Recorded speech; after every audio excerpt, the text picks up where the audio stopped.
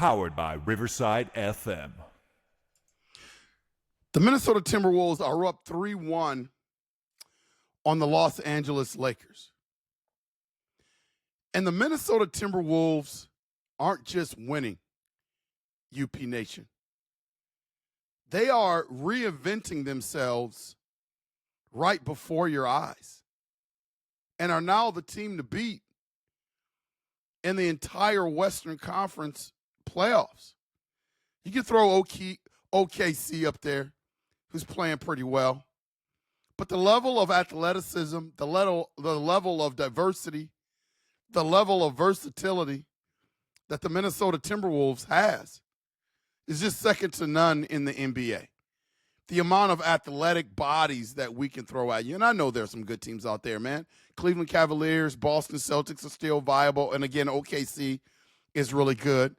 But right before your eyes, the Minnesota Timberwolves are reinventing themselves and beating a team that a lot of the NBA so-called experts said that we didn't have a chance to beat in terms of the Los Angeles Lakers. Now, when you talk about key performances of the game, the first person that you have to start with is Anthony Edwards. Anthony Edwards nominated for Clutch Player of the Year, and he's proven that in the NBA playoffs. I mean, just look at the last game where he and LeBron are fighting for that 50-50 ball. LeBron dives for it, hits Anthony Edwards' knee. Anthony Edwards grabs his knee, writhing in pain on the court. The Target Center collectively was holding their breath. Everybody thought that the playoff series was done for the Minnesota Timberwolves because essentially, if you lose Anthony Edwards to what looked like it could have been a catastrophic knee injury, the Minnesota Timberwolves' hopes to further advance in the playoffs are dashed. And again, Anthony Edwards shakes it off. What looked like a devastating injury one moment reinvigorated Anthony Edwards. And down the stretch, he was absolutely fantastic. Even down the stretch of that game, Rudy Gobert made some plays. I've been really hard on Rudy Gobert. I think for the amount of money that we pay him, he doesn't do enough in the playoffs. He's a great regular season player, but I haven't seen Rudy Gobert have that game yet in the playoffs, regardless of whether he was with the Utah Jazz or the Minnesota Timberwolves.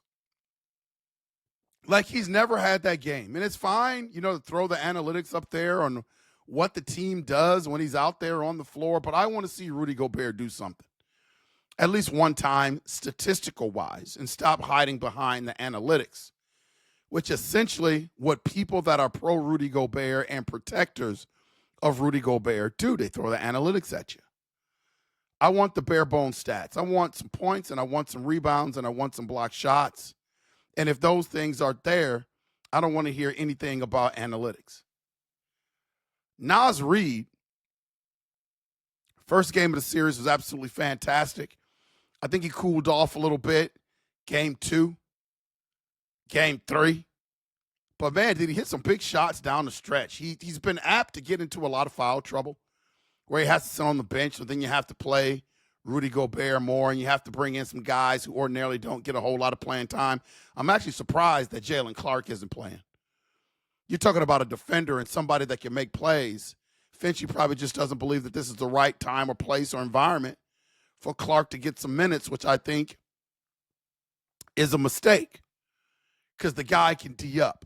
But Naz Reid down the stretch, man, has hit some really, really big-time shot for the Minnesota Timberwolves.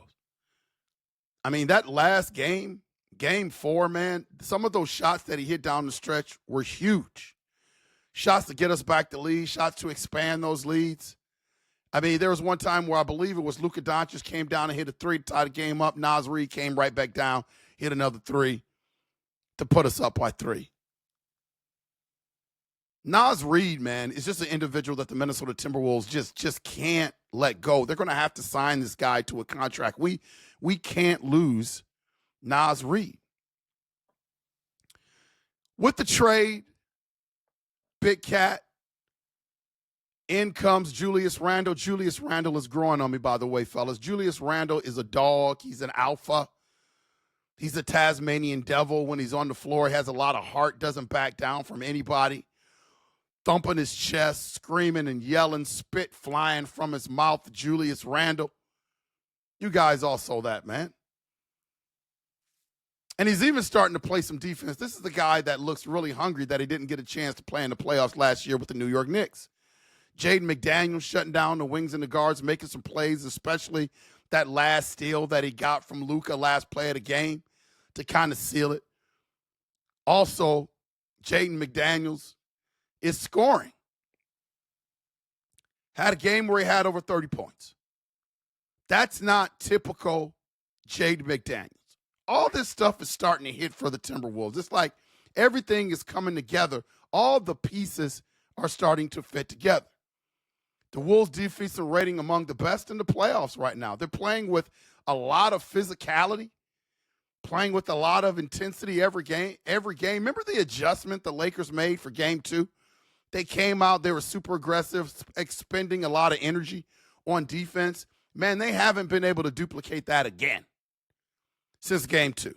And then you have J.J. Redick playing, a 5, their starting 5 the whole second half, and the 40-year-old LeBron James and the Luka, who's not in the best of shape, which was a mistake.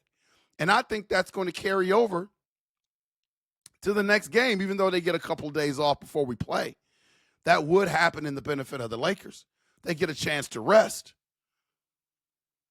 But J.J. McCarthy went to desperate measures because of what the Minnesota Timberwolves were doing. Like, you got to look at, our big guy, Anthony Edwards, like he's in a top 10 conversation.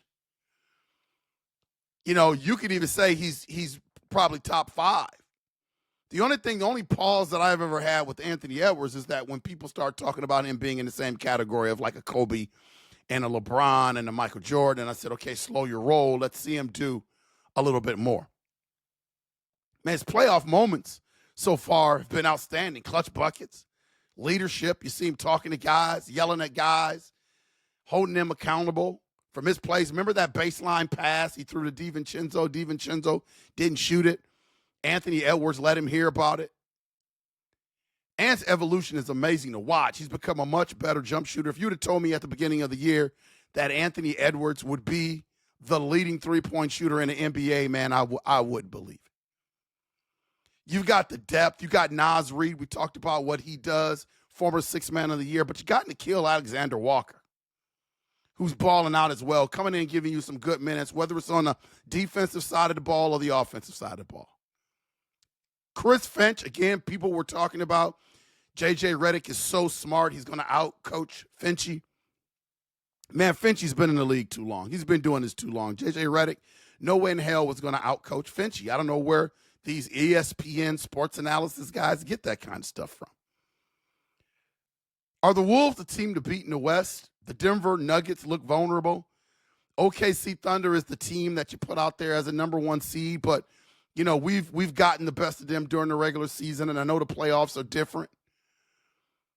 But I don't think they're invulnerable. So I think the Minnesota Timberwolves have a shot there if they make it there. The Dallas Mavericks have been dismantled.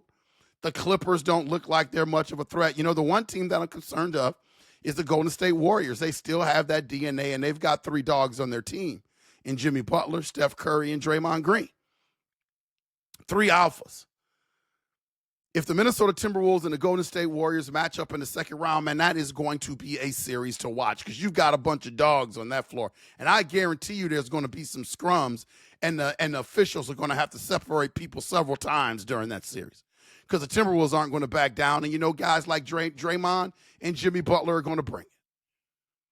With the Wolves' combination of defense and scoring and depth, it makes them a really tough out for both teams. See, I don't think this is a Cinderella run. I think this is the rise of a new power in the West, and this puzzle still isn't completed.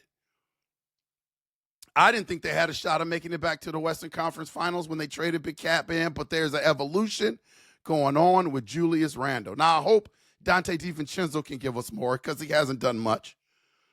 If we can get that brother to score off the bench, man, then we're doing some things. Are the Timberwolves now the scariest team in the NBA playoffs? Drop your thoughts in the comments, UP Nation. Drop your thoughts in the comments. I can't wait for Game 5. I think the Minnesota Timberwolves are going to close them out. This has been Unconventional Playbook. Please hit that like and subscribe button. And as always, UP Nation, we will see ya when we see ya. Skol!